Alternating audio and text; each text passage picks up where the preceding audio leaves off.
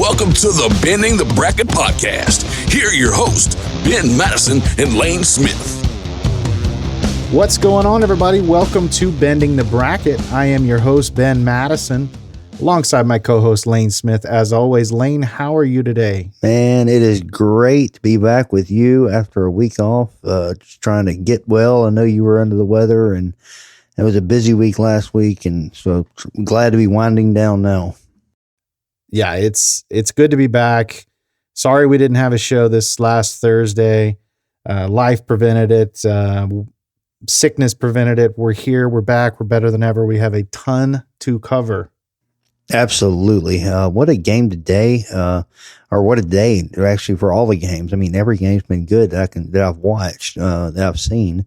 The World Series is going on currently. That's been a good game, entertaining game. I think the Dodgers are going to take it tonight, but the Rays they've hung in there and they have a shot. So, we'll see what they can do. They were able to put out a great win last night. So it'll be interesting to see what they can do. Last night was probably the greatest baseball game from first pitch to end of game I've ever seen. That I watched every pitch of that game. I may have got up twice, and it was absolutely amazing. It was bad. It wasn't just that it was a one score game for most of the game. It was that this team scored. It was back and forth, and that's what made it so great. And then that improbable bottom of the ninth, I don't even know what the percentages would be that would actually happen. That's a game the Rays had to have because they're most likely going to drop tonight's game. And, Dodgers are still heavy favorites. They were heavy favorites after that game last night, even after that ending. Dodgers, of course, would have wrapped it up tonight had they won that game. But, man, what a baseball game that was. It was a tremendous game. I missed it because I was working, and so you told me about it, and I had several people talking about it on Facebook. I'm like, man, I missed it. But what I've read, it kind of reminds me of the Cardinals and Rangers World Series game back in 2011. Why you got to bring up old stuff? No, that was that's the only thing I could equate it to. Back in the old Ron Washington days. Oh gosh, yes. Talk about victory snatched from the jaws of, what do they say? Defeat snatched from the jaws of, anyway. Something Rangers completely screwed it up, and the team I hate the most, the Cardinals. What else is new? Cardinals win another World Series. Of course, I like the Cardinals. Oh, the Cardinals. I like the Cardinals. Oh, come on. God. I like the Cardinals. Horrible. Cardinals are good. They're entertaining. No. And I tell you what, it's the best baseball city in the world, bar none. I don't know. Chicago would have something to say about that. Their fans are unbelievable. Chicago fans are great, but not next to St. Louis. I mean, St. Louis fans they're welcoming, they're accommodating. Chicago fans can get pretty unruly. So, sure. St. Louis fans are tremendous, really are. Yeah, I mean, it's a different mentality in that part of the Midwest versus the Chicago part of the Midwest, and also St. Louis is a baseball town. Chicago is a sports town. St. Louis is a baseball town. Right. So, and, shout out to St. Louis Cardinal fans. There you go. There you go. Love the Cardinals. Love the Cardinals. Fans just don't like the Cardinals. That's okay. That's why we Fair all enough. have options. But this is, we know it's going to go 6, and I still think it's going to be Dodgers in 6, barring another miracle from Tampa Bay here in the next, in the bottom of the ninth, rather, because they're in the ninth now. So we'll see how that goes. Sunday Night Football also still going, but wrapping up. You have that score in front of you, still 34-24 Seattle? That game, it's still 34-24 Seattle, and Arizona's got the ball. That has been entertaining. Surprising. Seattle started to run away with it in that first half, and thought maybe Arizona was going to kind of flake out, and they came back in the second half and made it interesting, and Peterson had a late interception. That helped too, and then they promptly turned it over the very next possession, so yeah, there you go. It was negated. There you go. And that game's going exactly like I thought it would. Arizona's a good football team. They're not on Seattle's level, but they're a good football team. I thought they would hang in there, keep it close. But at the end, I figured Seattle would pull away. It's looking like that's kind of how it's going to go. Even if Arizona gets this score, Seattle's still up, and they can run the clock out with the best of them. So it looks like Seattle is going to go to 6-0 along with the Pittsburgh Steelers. Which, I mean, we'll talk about Seattle and later on go more in depth, but they're good. Russell Wilson's ridiculous, and continues to carry that momentum into every game. Just unbelievable. It is. He's not bad. He's all right. Yeah. He's okay. It's really not fair when people play him. It's not. And, speaking of football, I've got to go to this game because I am very curious. The most embarrassing game I saw today had to have been the Washington football team against your Dallas Cowboys. And I am not going to comment on this. I'm going to throw the ball to you and let you have it. Hot potato. Hot potato. Where do you want me to begin? Should I begin with this absolute senile, over the hill jackass of an owner we have in Jerry Jones? Should I begin there? That would be, this is going to be great. Should I begin with Mike McCarthy, who has exceeded all expectations in the wrong direction? I think you have to start with Jerry Jones because it starts at the top, and he's been there the longest, as long as you've been alive. It starts at the top. And look, the fellow Cowboy fans, you got to be sick of it. I'm washing my hands of this team and this organization. And I never thought I would say that. I've been a fan since I was knee-high to a grasshopper, as we say in the South. I've been a fan.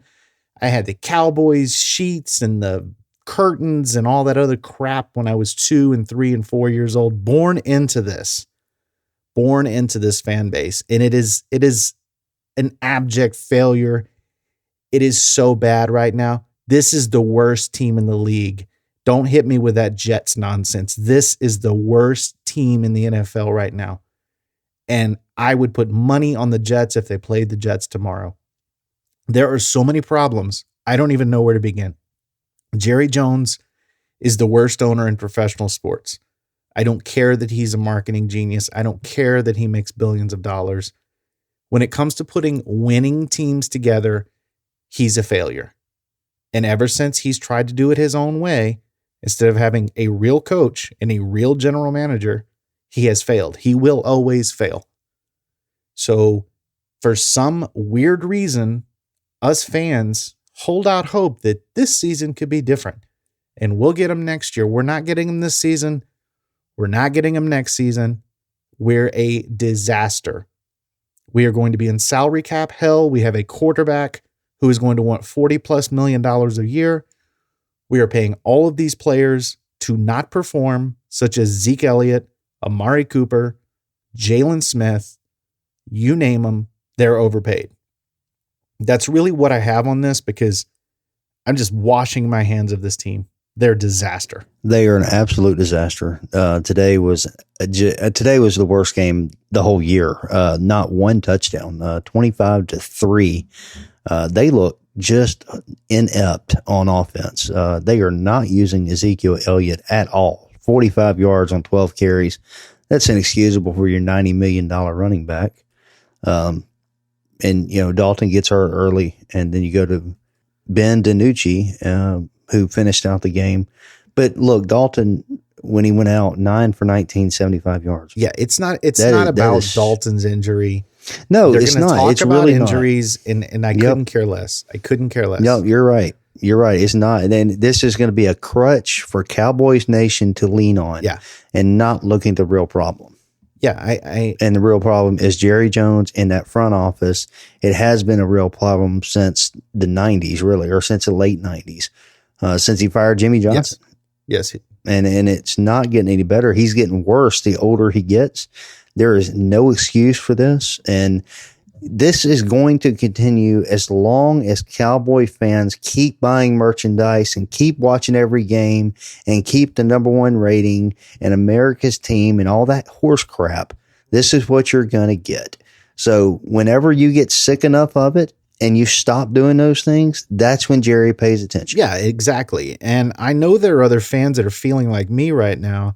Miss me with that "you're not a true fan" nonsense. I've been a fan longer than most of you have been alive, so we're not even going to go there. The point is, this team is a failure, an abject disaster, and I don't know how anybody could ride or die DC4L at this time. I don't know how you're putting on any Cowboys gear and going out in public unless you're an absolute fool. because this is terrible. I mean, this is so bad.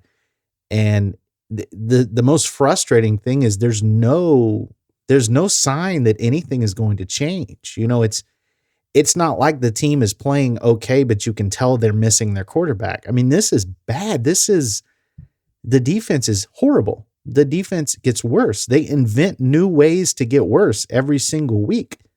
There is no offense without Dak Prescott.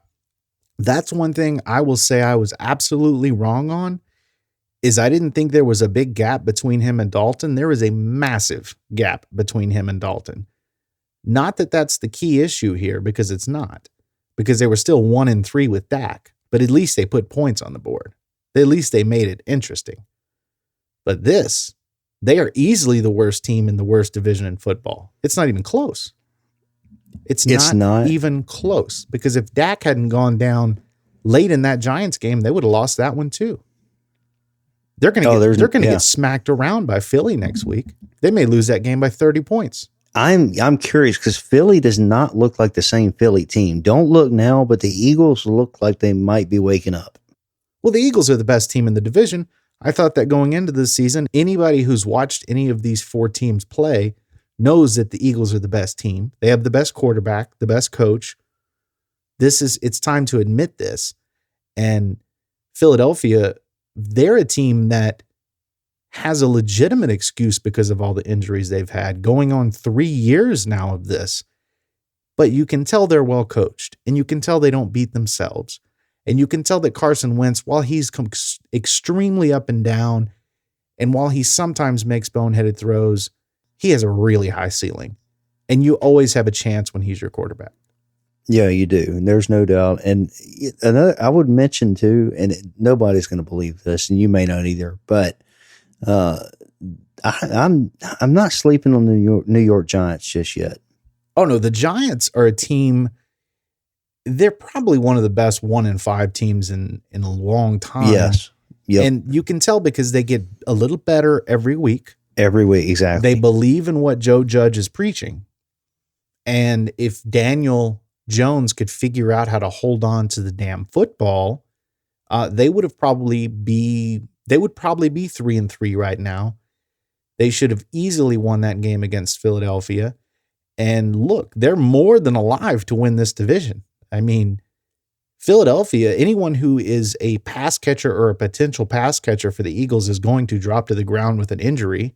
It's some kind of curse that Philadelphia now has. Yeah. So the idea that they're going to get back to good health-wise is a joke. They're going to be what they are. And the Giants are very much alive for this division, especially when you consider that their whole offense is based on Saquon Barkley, who is out for the season. So at the end of the day, their record is 1-5, but they're a really good 1-5 team.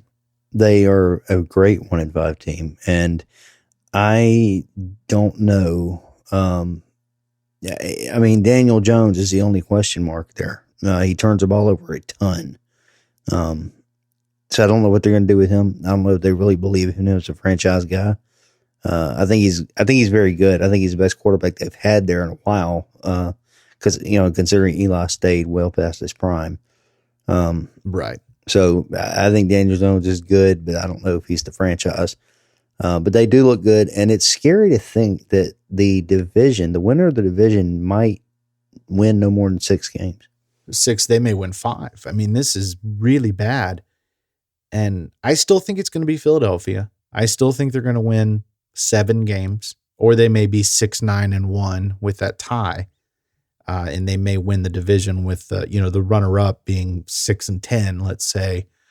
But just to close out the Cowboys, it's not going to be the Cowboys. This team is not going to win another game this year unless things change. No, they're not. And they're very much looking at 2-14. Ooh, that's just, God, that's hard to believe. And I'm going to tell you right now, if they don't win more than 4 games, McCarthy should be fired. I don't care about your quarterback. I don't care that it's your first year. They're not even competing. No, they're not even competing. They would be better off without a coaching staff. No, I agree. I think he's lost the locker room, and in your first year, losing the locker room is not a spot you want to be in. I don't know how you lose a locker room in 5 weeks. He lost it last week. Yeah, I know. I agree. I don't know. You're not even halfway through the season yet. So, it's not a good time to lose the locker room when you're leading the division, technically. So I don't know, Jerry Jones and Stephen Jones, with the bullshit lip service they keep feeding us every week. We're turning the corner. We're right where we want to be, blah, blah, blah. I don't care anymore. But my question is, do they actually believe that? Because they don't do anything to make any changes. So do they actually believe what they're telling us? I believe they do. And I think that's the saddest part. I would almost rather them be snake oil salesmen and just lie to us, because it comes back to what you said earlier about the fan base is they're going to continue to support till the end. Don't get me wrong. I will always be a Cowboys fan in some regard, but this is worse. I mean, this is worse than the teams they had in the early 2000s when it was a quarterback carousel of Chad Hutchinson, Chad Henne. Then we got Quincy Carter, who looked like Joe Montana compared to what we had been dealing with. This is bad. And this team, this roster is bad. The players are not good players. And a lot of this is on the media. Absolutely. Because the media has said for years, this is the most talented roster. This is one of the most talented rosters we've ever seen. If this was a talented roster, they would be competing. And they would look like, I don't know, the Miami Dolphins. Or they would look like even the Giants, as we said, teams that are not there, but they compete, they get better, they don't beat themselves. This is just, I don't even have words anymore for this team. They're just going to continue to get pummeled every single week. And the sad thing is, I believe, to answer your question, they do think they're that close. That's sad. It's just, that's sad. It is. And it goes right back to the point that they have no business meddling in football operations. None. They are businessmen. They're great with marketing.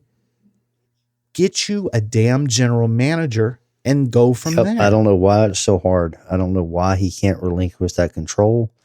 And now it's too far gone. Even if he decided tomorrow he hired a general manager, he'd be all up in the general manager's business. It wouldn't serve a purpose. No one would want that job. Nope. Self-respecting general manager. And for the record, that's why they wound up with Mike McCarthy, because no top coach wants that job.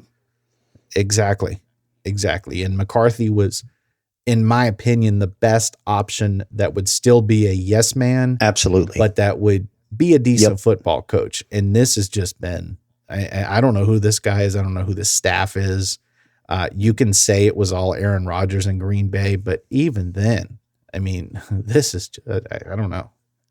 How do you not utilize your $90 million running back? That is embarrassing.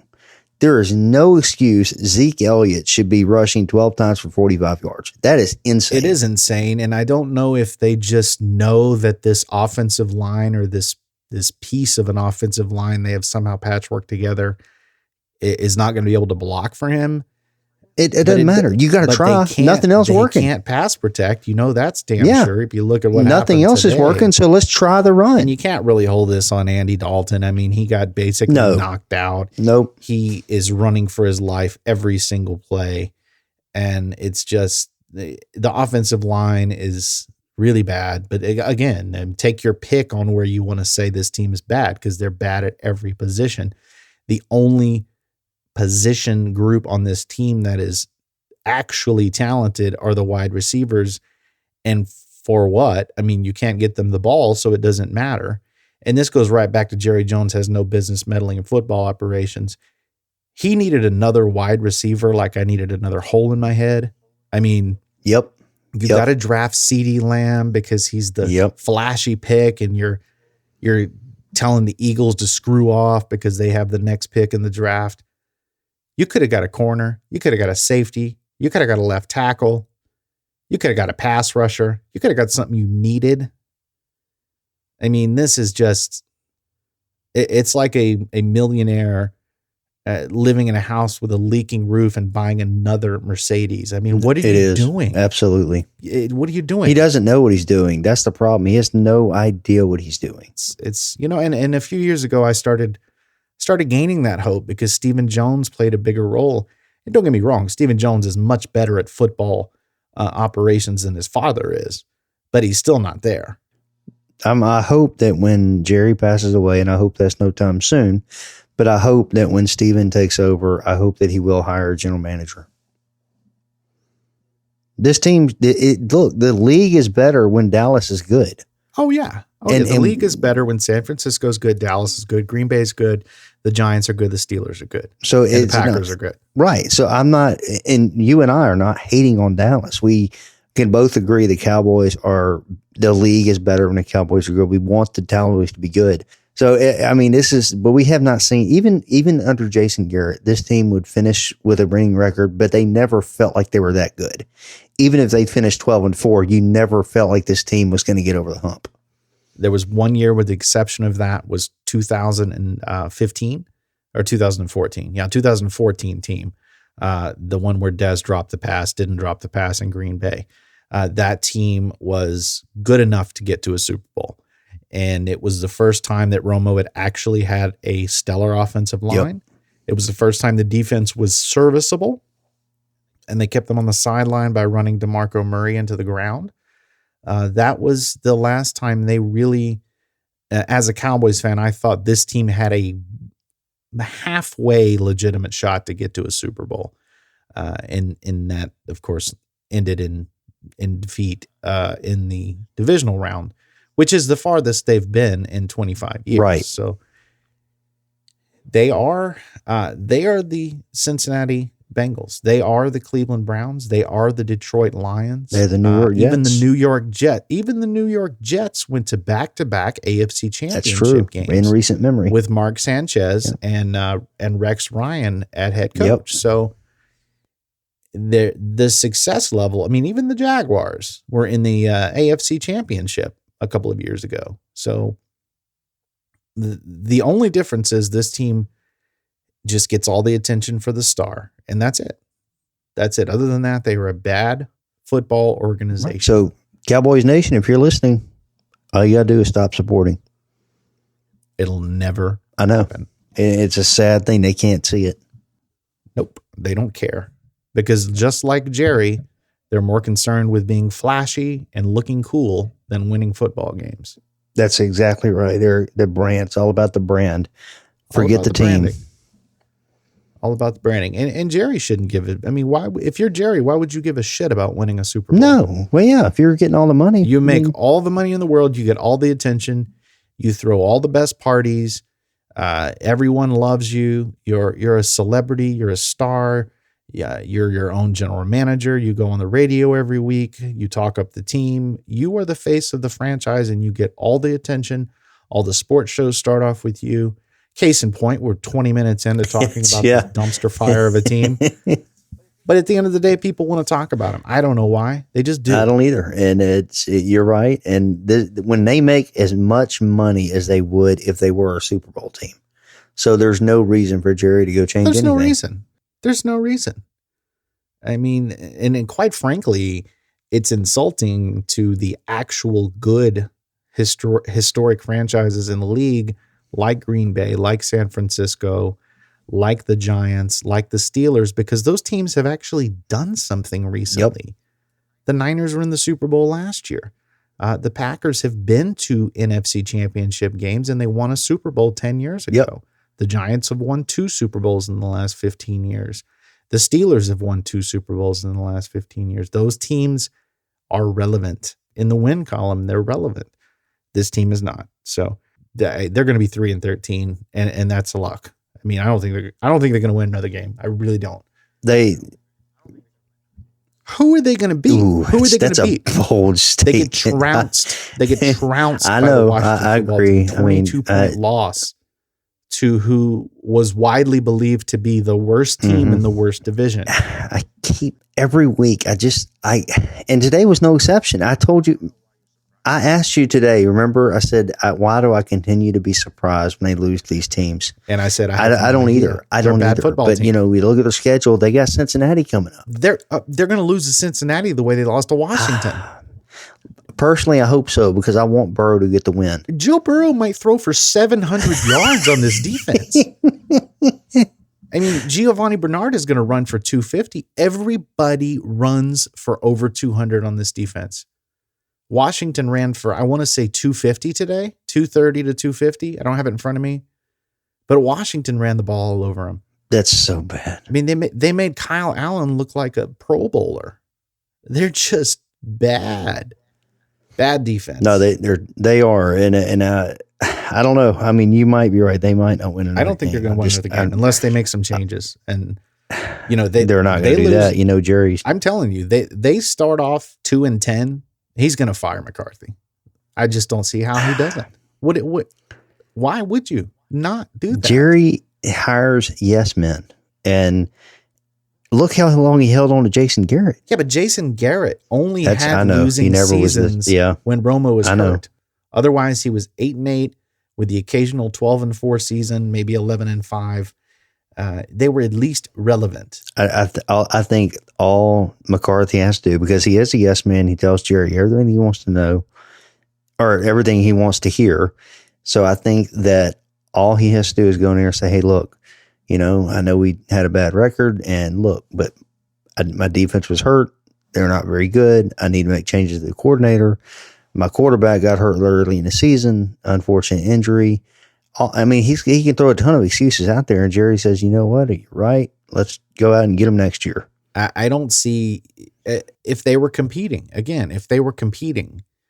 could take practice squad players and get closer to winning some of these games. I mean, it's just awful.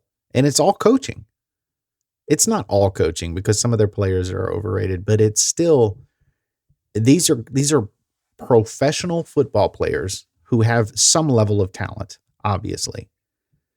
So any kind of coaching would improve them. I mean, look at some of the players Belichick takes and makes decent, good players. Absolutely. These guys have no guidance.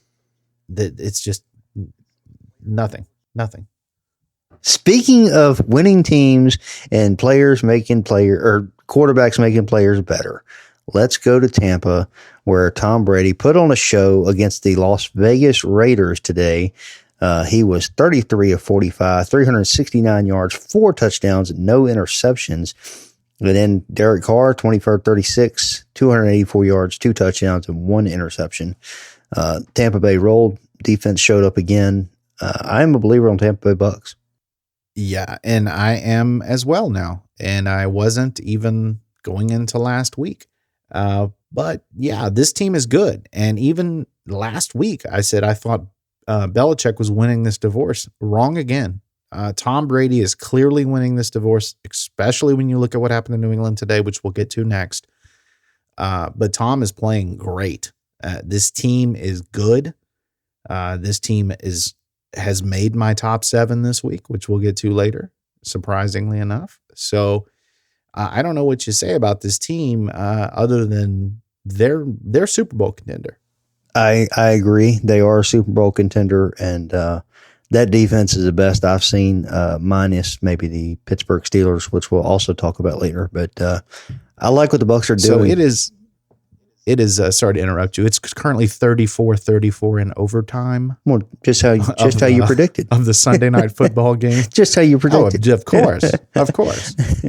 Just as I thought. How in the hell did that happen? I know they scored a touchdown, and then I'm guessing they just kicked a field goal. I guess that's so. I don't know if Russ I hope Arizona pulls it out. That would be a shocking win for Arizona. I don't think it would be shocking. Russ has 2 picks. Did he already have 2 picks going into the last 5 minutes? I know he had one early. Yeah, he had. I don't know. That one early where DK Metcalf literally ran all the way down the field to tackle the guy. That was insane. Yeah, I know. And then the other pick was Patrick Peterson. Okay, so that there was not another interception. But Kyler Murray, I mean, regardless of how this game goes, Kyler Murray is 31 of 43, 337, 3 TDs. He does have 1 pick, but I mean, he's literally gone toe-to-toe with Russell Wilson. No, he has. And this is a coming out party of sorts for Kyler Murray. Nobody, including me, ever expected the Arizona Cardinals to be where they are right now. They're not tops in the league. They're not going to win the division, nothing like that. But this is a really, really good team. that if they keep building on that defense, they going into next year, they could be odds-on favorite in that division. Yeah, it really is impressive, especially when you consider everyone was going, why in the hell did you hire Cliff Kingsbury, who had a losing record at Texas Tech with Patrick Mahomes as his quarterback? I was on that bandwagon. Me too. I was like, well, what are you doing? And seriously, it made as much sense as the Giants hiring Joe Judge, and they're doing okay. So they're doing okay. Clearly we don't know what we're talking about. We don't know shit about this. So,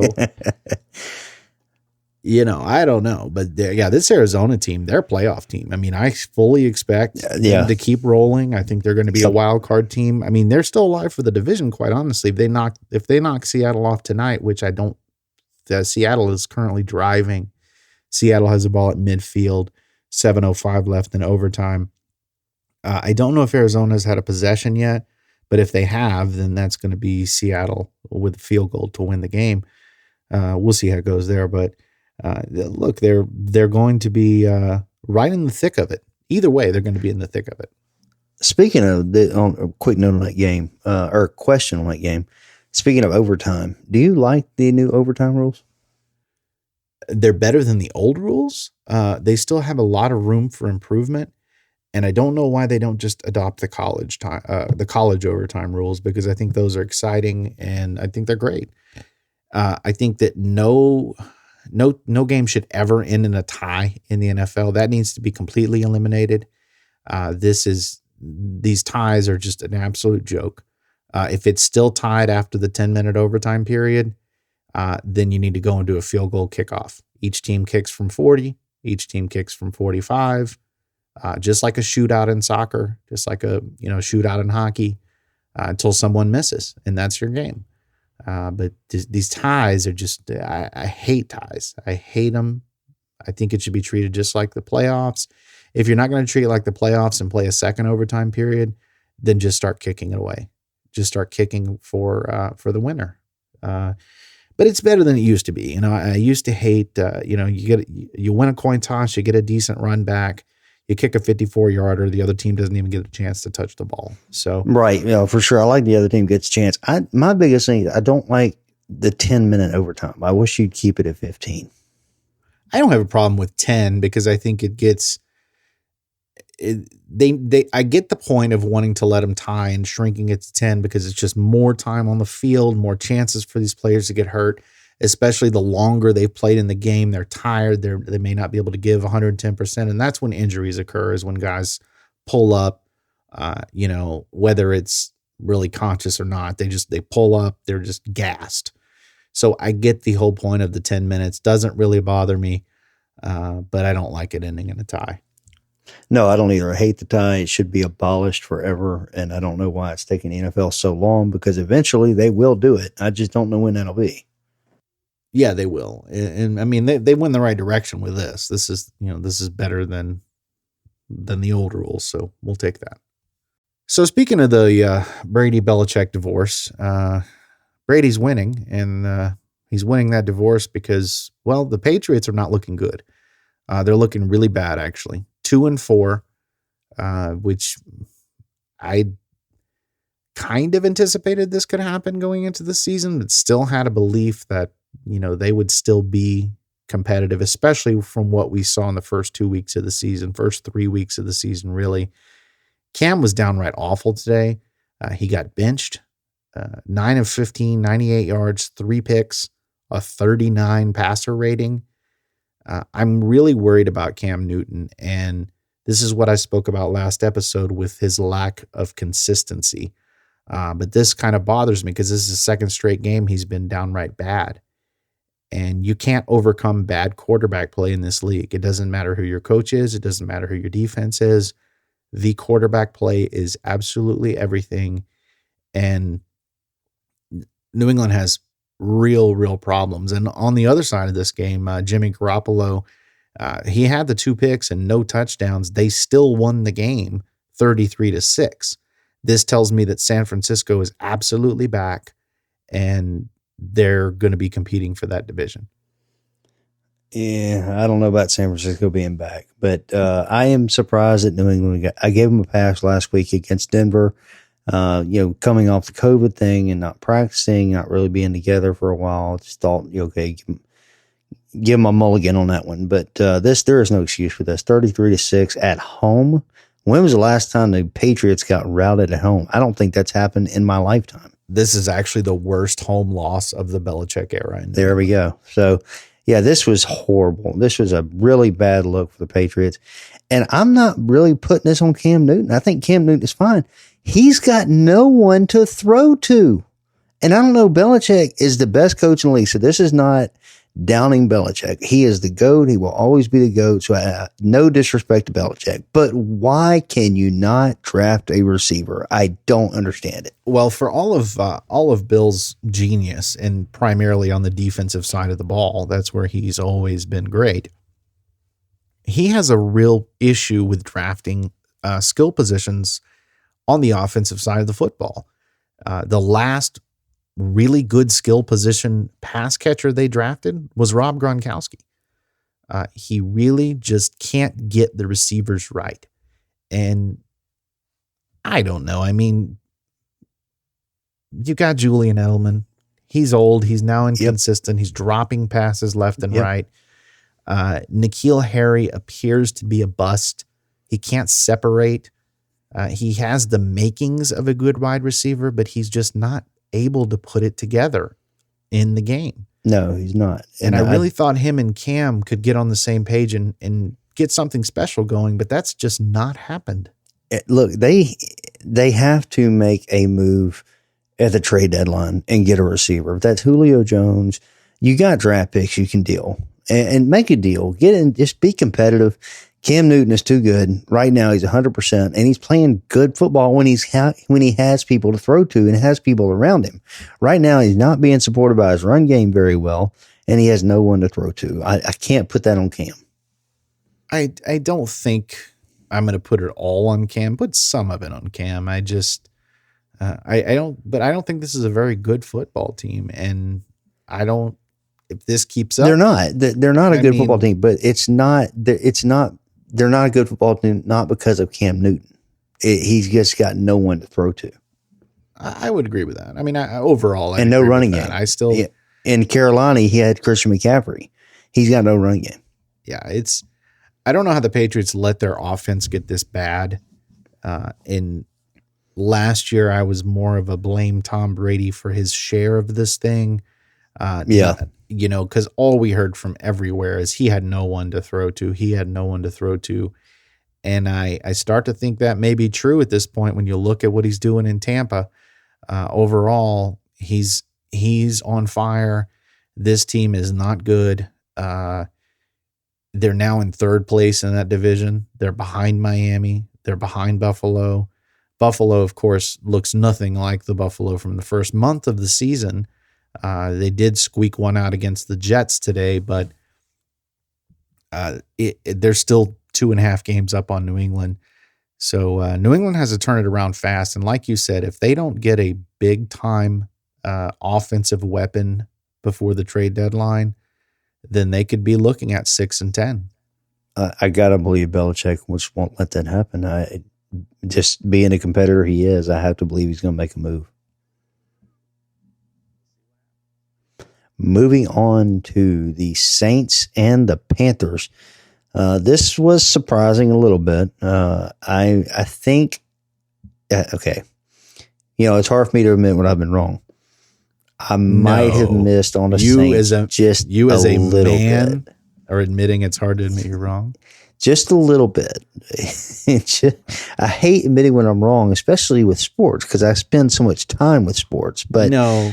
I think you didn't phrase it correctly. You didn't phrase it correctly. What's that? What you needed to say was, Ben, you were right on the Saints. See, that's even harder for me to say. Oh, I know. I do think you're right on the Saints in some ways. I still don't think they're very good, and I don't know they're going to win the division. But Drew Brees looks exceptionally better than he did to start the year. He's not going to throw the ball downfield anymore like he used to. He's not going to be Drew Brees of 5 years ago, but he does look good. His accuracy has been tremendous. Not very low interceptions. Today, 287 yards and 2 touchdowns. Breeze looked good today, and he was missing Michael Thomas and Emmanuel Sanders. So that's very impressive for Breeze. Teddy Bridgewater, Carolina Panthers. It's just a tough luck game. It could have gone either way. Saints pulled out 27-24, but hats off to the Saints for overcoming what the players they were missing. Panthers, I still maintain, are a good team.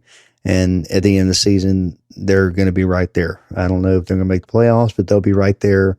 And going into next year, they'll have a real shot. But also remember, they don't have Christian McCaffrey either. Yeah, I think they're a year away, especially like you just said, when they don't have Christian McCaffrey. But they're going to have something special there. They're definitely going to have something special there. With the Saints, this is an impressive win. This is actually a game that I thought Carolina would win when you consider the injuries the Saints had at receiver. The Saints did a good job. They ran the ball for 138 yards, 277 passing, so they still compiled 415 overall. And they played an efficient game. When you look at the Saints, they were 12 of 14 on third down. That's amazing. That's how you win close football games. They also dominated the time of possession, 34 minutes to 20, well, a little over 34 minutes to 25 minutes and change for Carolina. So the Saints played a good, solid football game, and they got a win they really needed because they need to win these games specifically in division if they want to try to hang with Tampa for the division. And the Saints coming off a bye week, they maintain they keep on being a really good team and hard to beat after a bye. Yes, and that's a testament to Sean Payton. Absolutely, the same way that the Chiefs, and even back when Andy Reid was in Philadelphia, Andy Reid is pretty much unbeatable off of a bye because good coaches have good game plans. Yes, and the leading receiver for the Saints today was something called Marquez Callaway. So I don't know who he is, but 8 receptions, 75 yards. And then, like I said, everybody thought Traquan Smith was going to be the leader today, but he ended up being the third in the team in receiving yards. Alvin Kamara was second, 8 receptions, 65 yards. So he spread the ball around today, and that's what Breeze is so good at doing, is spreading the ball around, getting everybody opportunity. Yeah, and I'm still higher on this team than you are. I think they can compete. I think they can compete with Tampa. I really do. I think this defense can't. I know, but if they have their full complement of offensive weapons, I still think that they can compete with Tampa. They may not beat them again because week 1 was a completely different season. It feels like than now. Yeah. But you don't know. Tampa may drop one, but Tampa, not to get off New Orleans, but we're in the division. So Tampa looks really good. And if I had to tell you right now, I think the Saints are probably going to be the 6th seed, that next to last wild card team.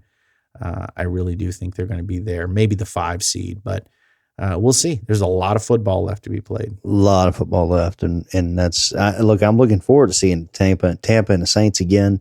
I think there's going to be a good game, but it's in Tampa.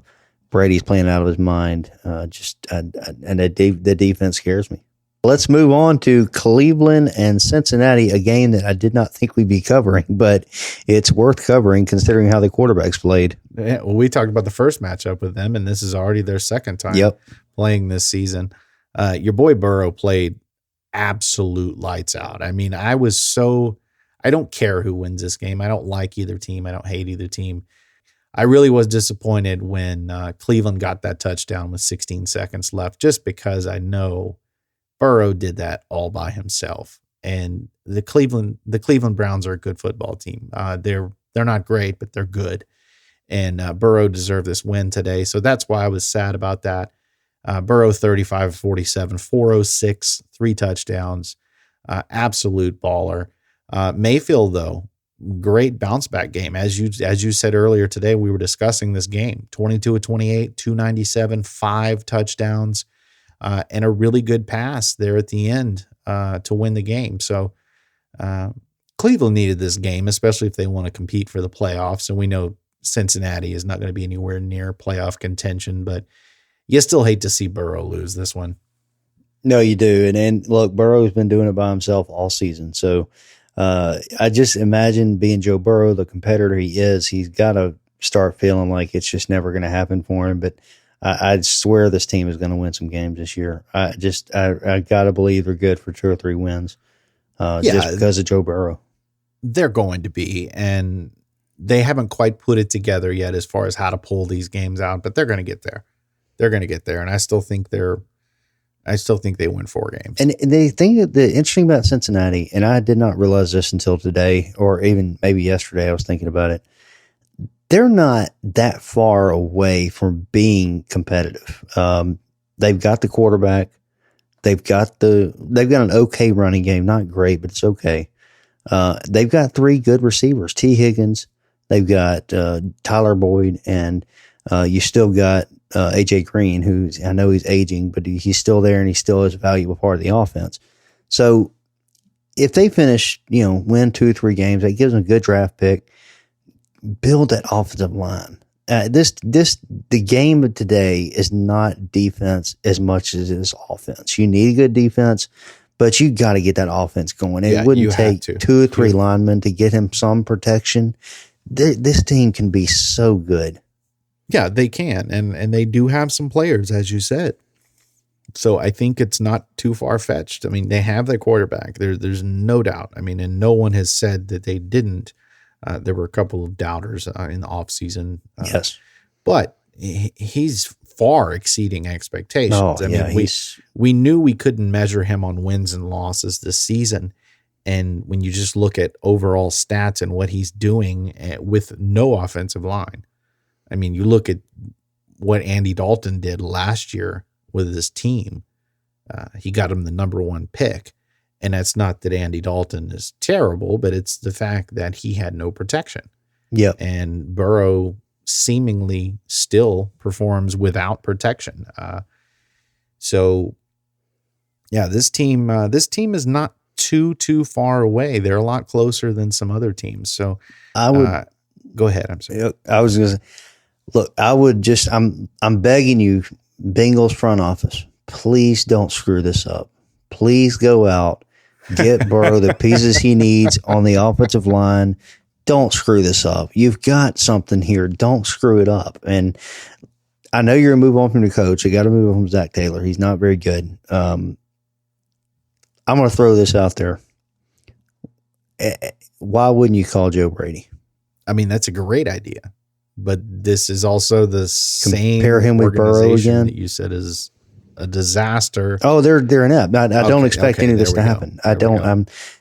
I fully expect them to go out in a draft like a safety and maybe another receiver that they don't need. And this will be more of the same next year. I fully expect that to happen. I'm just begging some football god to please enter the soul of the Bengals front office and let them make a rare, smart decision and get what Burrow needs. It could happen. It could happen. No, it can't. Probably won't, no, it can't. But it could. There's a better chance of that happening than the Cowboys winning 5 games this year. That's or 4. That may be correct. 3. Okay, maybe 3. All right, maybe one more. Well, let's go over to Tennessee, where that turned out to be a really good game.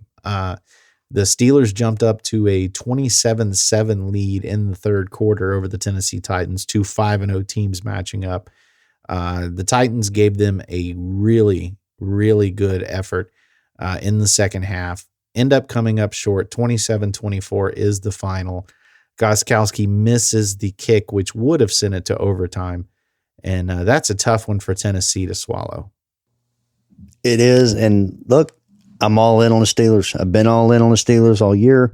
I think they're a great team. Roethlisberger's playing great. The offense looks great.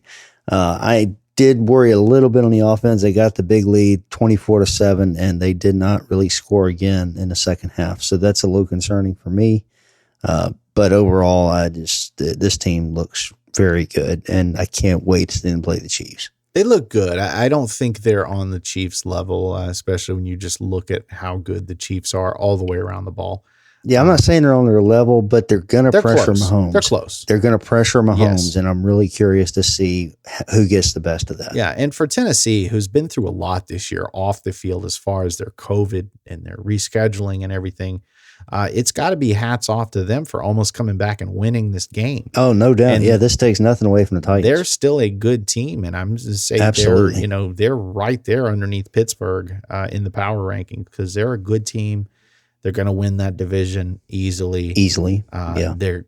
I think they're still going to be alive for that 1 seed. I mean, we're going to see how it goes. Pittsburgh's obviously not going to go undefeated. They still have Baltimore twice. They have Kansas City. They have a really tough schedule.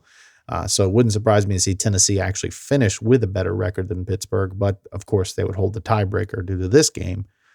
So we'll see. A lot of football to be played. But these are 2 powerhouse teams, and this game pretty much lived up to the hype, at least for the second half. How great is the Steelers and Baltimore going to be twice this year? Unbelievable. It's going to be wonderful. Unbelievable. It's arguably the 2 best teams. I don't see how you leave Kansas City out, but 2 of the best 3 or 4 teams in the conference going to play twice. And they hate each other's guts. So it's the same as a Seattle San Francisco from a few years ago. It's the 2 best teams in the conference going at it, or it was then rather. And the Chiefs obviously would beg to differ, and I'm not saying either one of these teams is better than the Chiefs, but you get my point.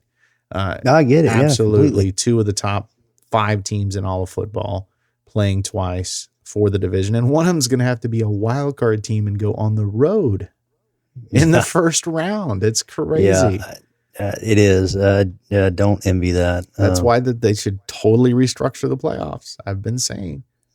I mean, when you see it, they're going to have to. Every other league's doing it. When you see a division as crappy as the NFC East, to think one of those teams is going to host a playoff game, and you've got Baltimore or Pittsburgh, maybe a 12 or 13 win team going on the road the first weekend of the playoffs. It's absurd. It is absurd. It definitely is. And,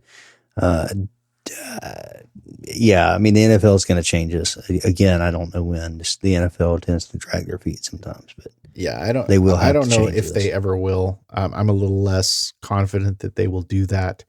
If you still want to send a team to the playoffs with the best record in a crappy division, you can do that, but don't let them host the playoff game. Come on now, they're hosting the playoff game.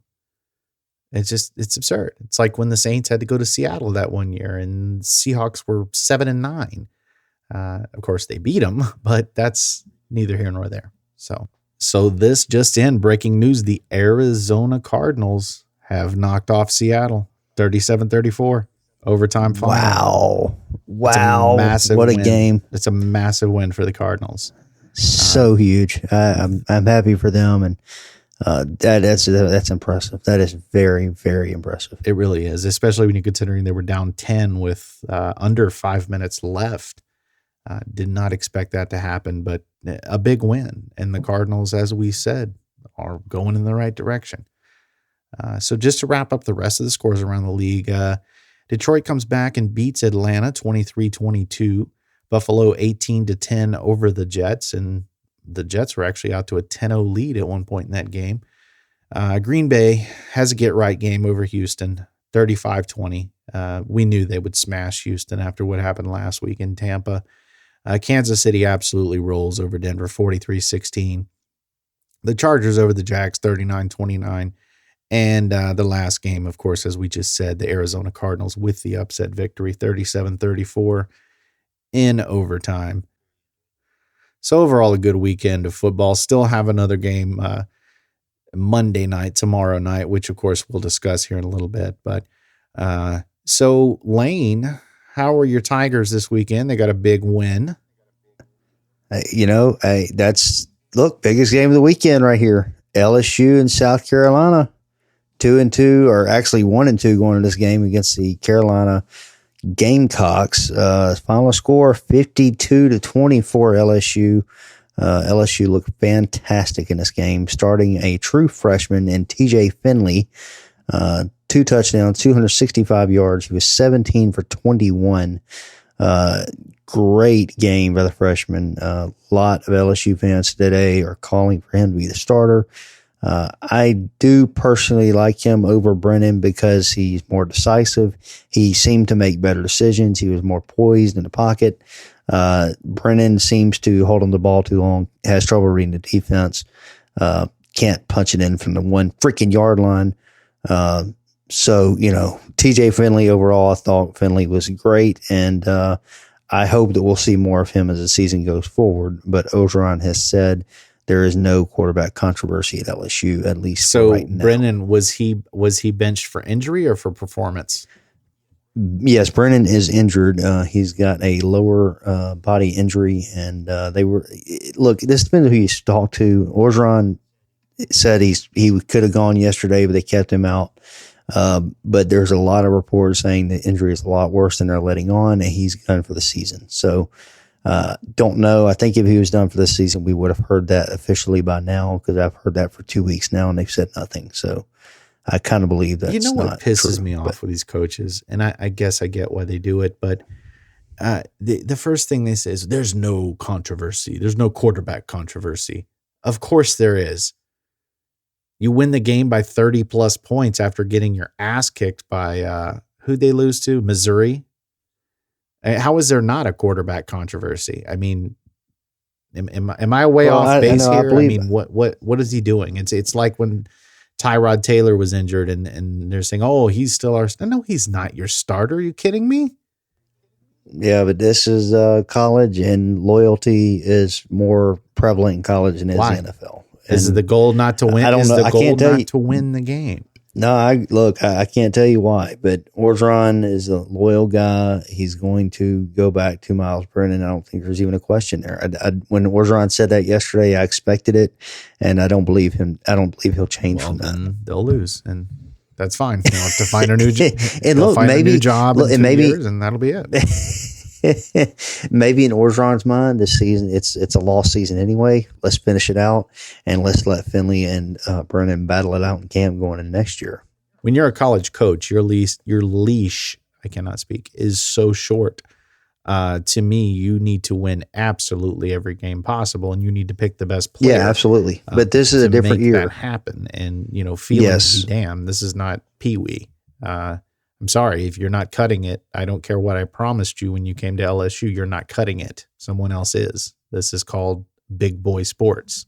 I agree. I didn't think Brennan would be there this year to begin with. I thought he would transfer out. I didn't think that Orgeron was high on him, but Orgeron named him the starter, and I know Orgeron, he's going to stick with him until he has a reason not to. And right now, Brennan has not been the reason they've lost these games. It's been the defense. Yeah, I see your point. I don't know. I maybe it doesn't matter. Like you said, they're not going to win very many games this year anyway. But so they're 2-2 now. They are 2-2, and the other thing they did very well in this game was rushing the ball. They have not run the ball well at all this year. And Tyrion David Price, 22 carries, 135 yards and a touchdown. John Emery Jr., he is the running back they're really excited about. I think he's a 5-star.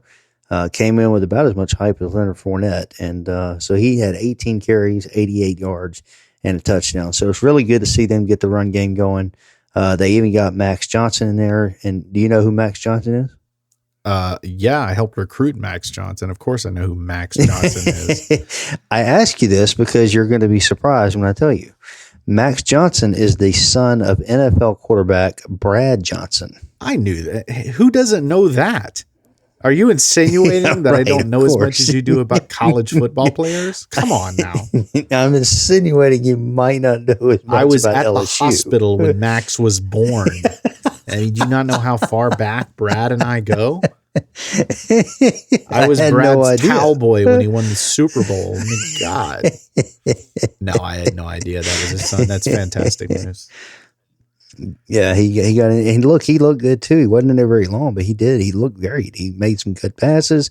He can certainly run the ball. It's different style than what TJ Finley carries, but LSU is in good hands at quarterback for the foreseeable future, and that's the first time I could say that about LSU in quite a while. Yeah, I think so. I think this Finley kid, I think you got to play him, and even if you don't play him this year, you say he's a true freshman, right? Yes, true freshman. So you've got 2-3 great years ahead of you if he is what you think he is. So, well, they got Brennan for another year after this year. That's what I'm scared of. Not if he sucks. I know, that's what I'm scared of. Because I'm still not high on Brennan. I don't tell anybody that I'm not. not a believer in Brennan. I haven't been a believer in Brennan, and I didn't think he should have gotten the job this year. Yeah, he won't keep the job long if this kid, this Finley kid plays. No, especially now they know what he can do. I mean, that, I checked that game out. I was like, wow, pretty impressive. Yeah, it was. I mean, South Carolina had beaten Auburn the week before. So, And LSU has Auburn this week. So we'll see what they do. Oh, I'm thinking LSU by what, 37, 38? No, Auburn always plays them close. These games, I tell you what, LSU and Auburn is good to every year. Something crazy is going to happen. Yeah. I don't know what it is. Yeah. It's something stupid every single year.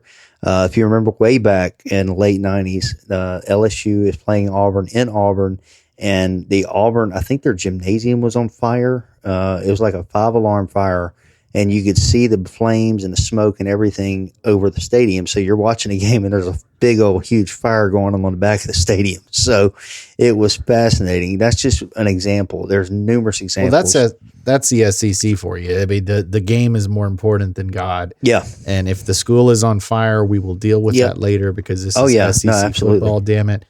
And no, I don't think anyone except for you and maybe, some other crazy college fans remember that from 25 This years is, but weird things always happen in this game. Always. When Miles, I think it was Miles' last year there, I think he got fired after he lost the Auburn game, I believe. I have to double check that. But I think his last game was against Auburn, and they lost right at the last play of the game, 0 on the clock. And it was a weird play that, that. So it was really, so it's something always happens in these games. And so you got to watch just for that, because something's guaranteed to be weird and go wrong in this game. Well, I will tune in, and hopefully they will compete and maybe upset. I hope LSU's 3-2 coming next week. I will be very ecstatic. Yeah. You see how much he's turned the corner, guys. Yeah, he was saying 2 weeks ago, they couldn't beat the junior high around the corner, and now they're going to have a winning record, and they've got the next Heisman quarterback. Oh, I didn't say that. Things are looking up. They've got a better version of Trevor Lawrence in this Finley kid, it looks like, and so we'll see.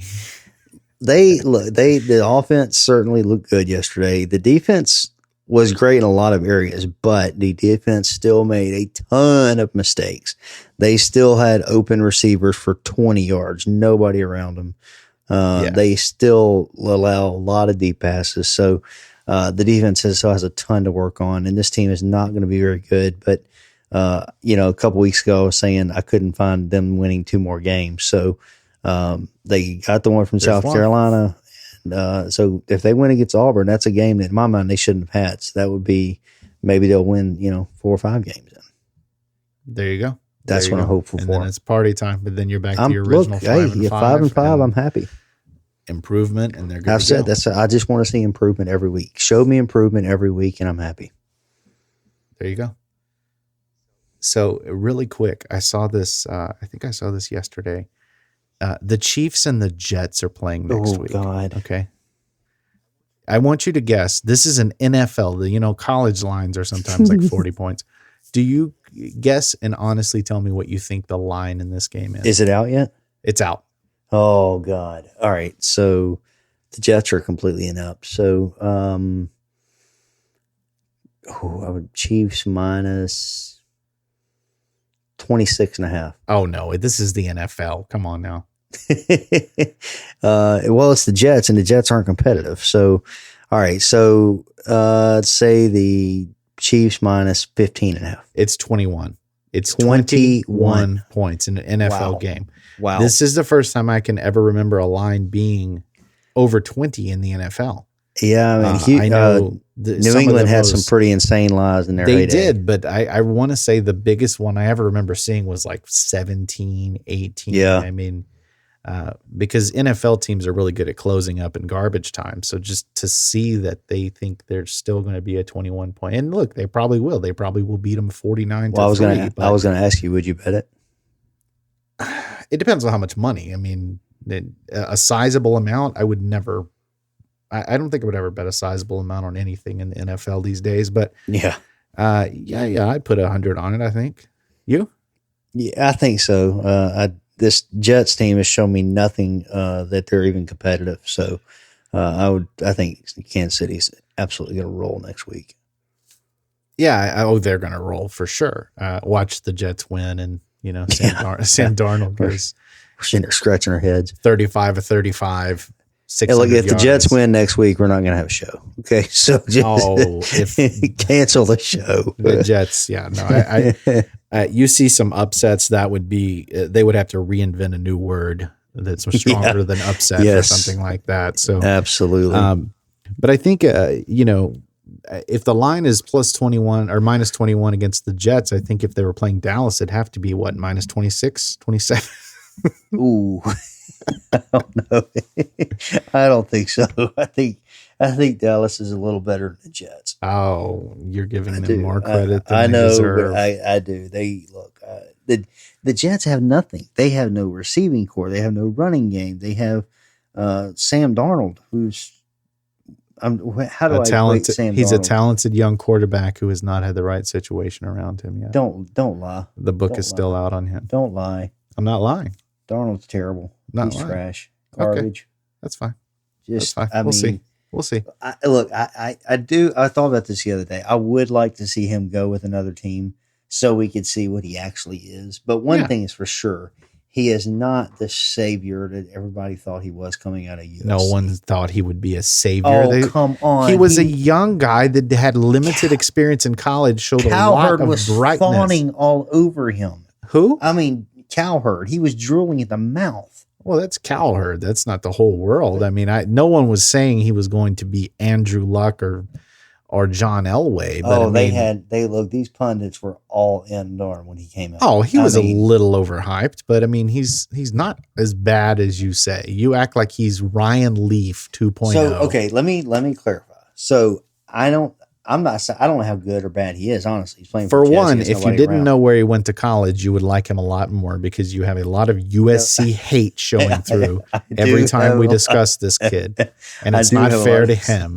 I do have a lot of USC hate. All right, let me clear my stance on Darnold because I don't think I've been clear. Oh, I don't know clear. How good. Yeah, you call someone trash and garbage. I don't know what else you really need to say. But okay, because I say that because I think all I can remember is how much hype he had coming out of USC. Okay. And if you have that much hype, anybody has that much hype, they should be, it doesn't matter who's around them. They should go in and be good to win, 6-7 games. When he came into the Jets organization, were they better or worse than the Cincinnati Bengals this year? Like when Burrow came in. So did Burrow come into a worse or better situation than Darnold did? I'd say worse for sure. Burrow's worse? I would say his situation was worse. Okay. So what you're saying is if Darnold was what you thought he should be, he would be playing similar to the way that Burrow has played this year. Yes. That's why I keep looking for in Darnold. Even in losses, he has. And I think that the difference there is just a limited amount of college starts that Darnold had and the fact that he really just wasn't ready. And don't get me wrong, the book is getting close to being written on him because if the Jets get the number one pick, they're obviously taking Trevor Lawrence. And then what happens to Sam Darnold? Who knows? He may go and be a backup somewhere. I know what'll happen. He may go and flourish somewhere. I know what'll happen. Belichick will pick him up. He'll win a ring in New England, and you'll never let me live it down. Oh, that would be so awesome. I know it's going to happen. That would be so awesome. And maybe they would pick up Bill O'Brien again on that staff, obviously not as a head coach. I'm saving my Bill O'Brien hate. Well, I'm going to save until he gets another job. He's not going to get another head coaching job. He may be a coordinator somewhere. He needs to go to college because he's better fit for college. We'll see. I still think an NFL team will look at him. I really do. I don't buy that. I don't buy that at all. So, hey, it's time now for my favorite segment, a segment we call Top 7. So, Lane, you're going to go first this week. Give me your top 7 from 7 to 1 and why. All right. Number 7. Buffalo Bills. Look, I know Buffalo has 2 losses. I know they have not looked like the same team they were their first 4 games of the season. But Buffalo is still a good team. That defense is still good. Josh Allen is still good, and this team can be a wild card team. I don't think they're going to win a division, although they could. I mean, Miami's about 500, and New England, the way they've looked the last couple of weeks, maybe Buffalo does end up winning the division. But either way, I think they're a playoff team, and I don't think the book is written on them just yet. Number 6. New Orleans Saints, what can you say? Carolina comes to New Orleans and gets the loses Saints. Close game, 27-24. Saints defense, I still have a lot of questions on the Saints defense. They are not inspiring at all. I don't like him in a close game against Tampa. A really good team. But look, the Saints do some good things on offense. Today was evident with no Michael Thomas, no Emmanuel Sanders. Brady spreads the ball out better than anybody in the game. Alvin Kamara is a monster. So I like the Saints at number 6. Number 5. The Tennessee Titans. What more can you say about the Titans? Lose a close game to the Steelers. Could have gone either way there at the end. But they are 5-1, and they look good. And Mike Vrabel has them rolling, and I expect them to be this way most of the year. I don't see that team slowing down, especially Ryan Tannehill playing the way he's playing right now. Number 4. Seattle Seahawks. Seattle would be higher, but Russell Wilson is a one-man show. They have no defense to speak of, as you can see tonight in Arizona beating them. They need a defense. Russell Wilson needs some help on the defensive side of the ball. He cannot do it all himself, but I do have Seattle at number 4 because Russell Wilson is a madman. He is insanely good. He gets better every year, and so I'm not leaving them off my top 7. Number 3. Tampa Bay Bucks. Defense legit. Tom Brady looks like Tom Brady 3 years ago. They are playing lights out right now, and I really like what they're doing on defense. So I'm all in on Tampa Bay. Number 2. Pittsburgh Steelers. I went back and forth with Bucks at number 3, Pittsburgh at number 2. I thought about flip-flopping them, but look, Pittsburgh plays really well right now. The offense is clicking. Roethlisberger looks great. Look, they're playing drama-free football. They don't have Le'Veon Bell. They don't have the baggage of Antonio Brown. They are playing very good football right now, and they are still underrated because they've not played a lot of very good teams. But today was a test for them, and they passed the test. I think this team is legit. They can go as far as they want to go. I do want to see them play the Chiefs to see exactly what they're made of. But I think this is a very good team, and they can go as far as they want to go in the playoffs. I believe that. Number 1. Obviously, Kansas City Chiefs, Patrick Mahomes, Clyde Edwards-Helaire, and now you have Le'Veon Bell in the backfield. This team is unbelievable on offense. The defense is a lot better than people think. Tyrann Mathieu, I think, is a leader of that defense. You never know where he's going to be on the field. He is excellent to count an interception, block pass. He's all over the place. He's a freak, and love what the Chiefs are doing on defense. So I would gladly take the Chiefs at number 1. And quick note on the Bucs, they did sign Antonio Brown.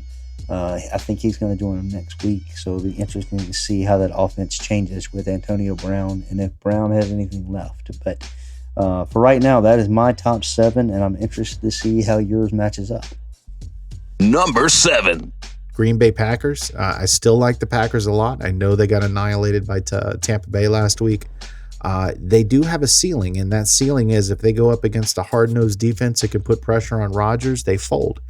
That being said, it's not a guarantee that they'll have to play Tampa in the playoffs. So I still like this team. I think they're a really good team. They showed that today by coming back on the road in Houston for what it's worth, but a very convincing win there. Number 6. Tampa Bay.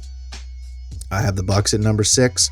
I still have questions as the season gets going deeper in towards the playoffs. Will Tom Brady hold up just because of his age? He probably will.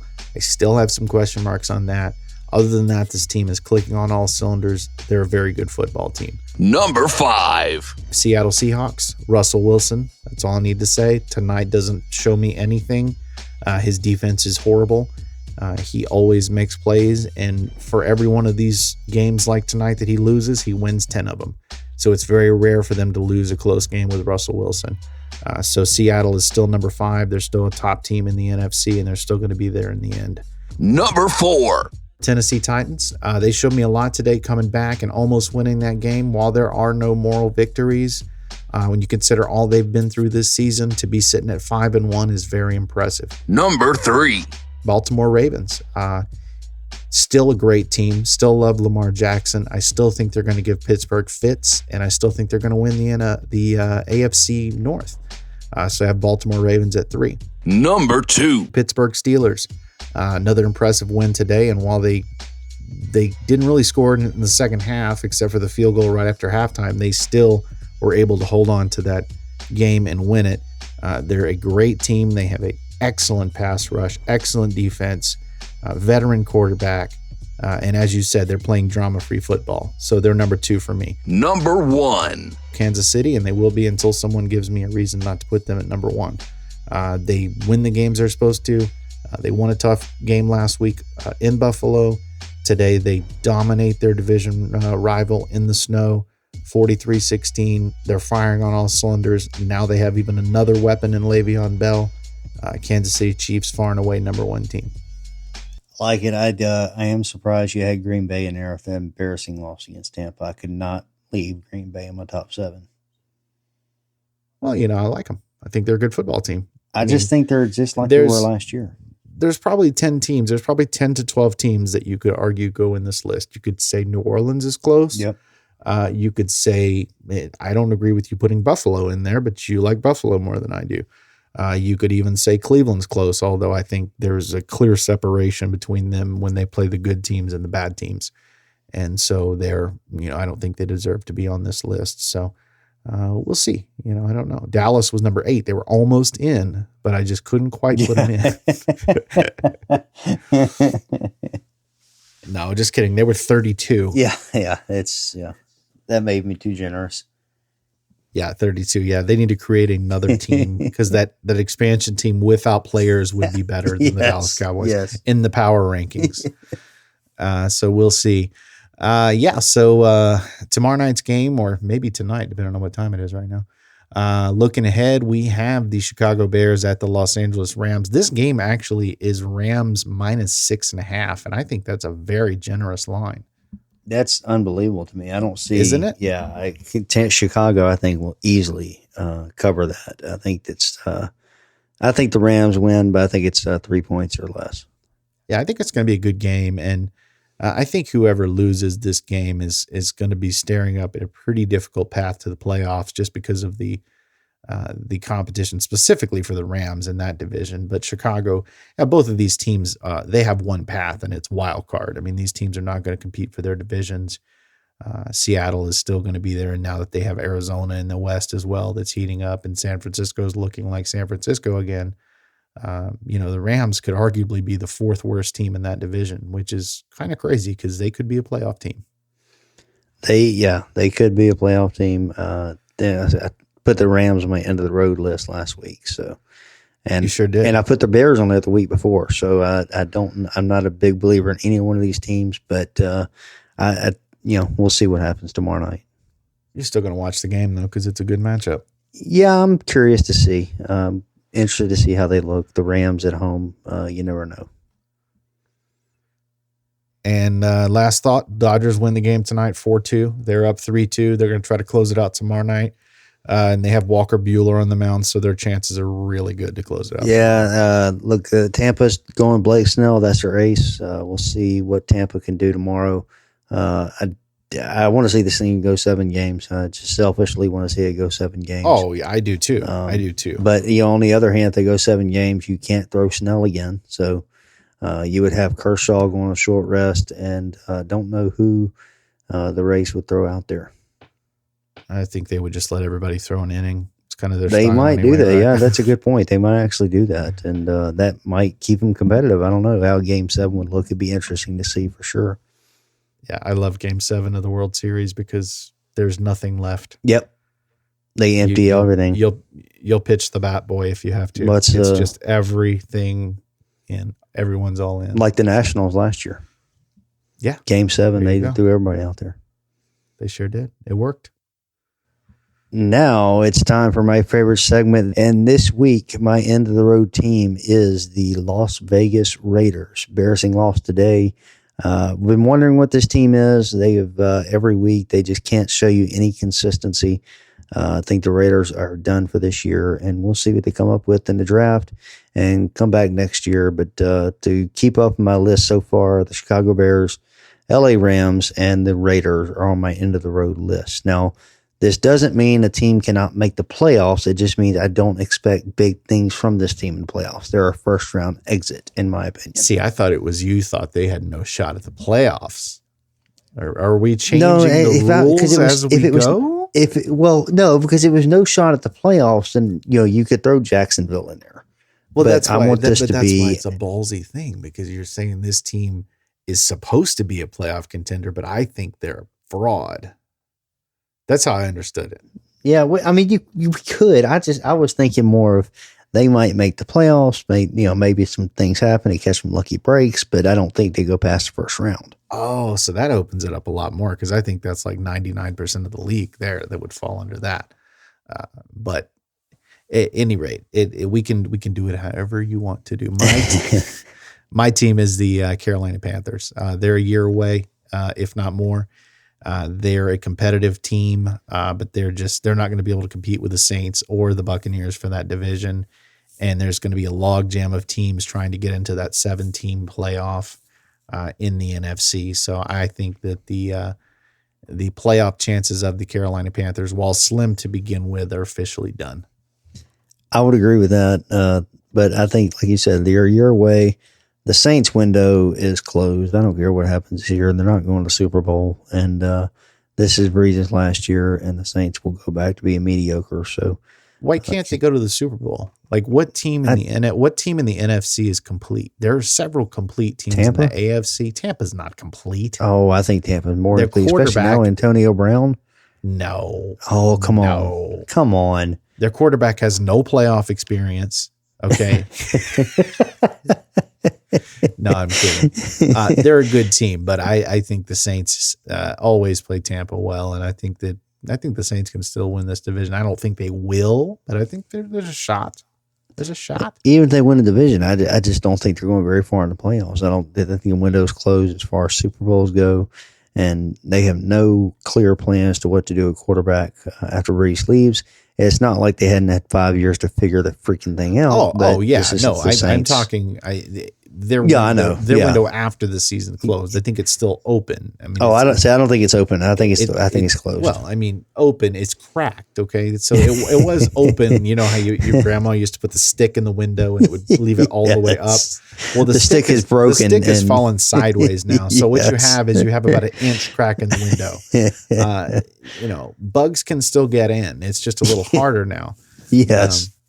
But my point is, the Saints team is a solid team. You look at the game they played today, the way they put a complete game together without Drew having his big time receivers.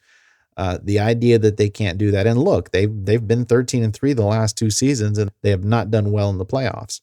So I could easily see them going on the road and winning a couple of playoff games and finding their way into the NFC Championship, maybe even the Super Bowl. I'm not saying that's my pick, but I think they're very far away from being counted out. I counted them out a long time ago. I'll give them some credit. They're better than what I've been saying, first few weeks. But I don't think this team's doing anything as far as what their aspirations might have been coming into the season. There you go. We'll see if you're right or we'll see if you're wrong. Yeah. There you go. Well, that's going to be our show. You got anything else, Mr. Smith? No, a good show, and look forward to recapping the Monday night game and looking forward to next week and previewing those games and coming back with some deadlock picks. There you go. We appreciate you guys listening. Have a great week. And that's going to do it for us for this episode of Bending the Bracket. Thanks so much for joining us. Don't forget to subscribe to follow our latest content. You can also find us on Facebook or Twitter @Bending Sports. Have a great day.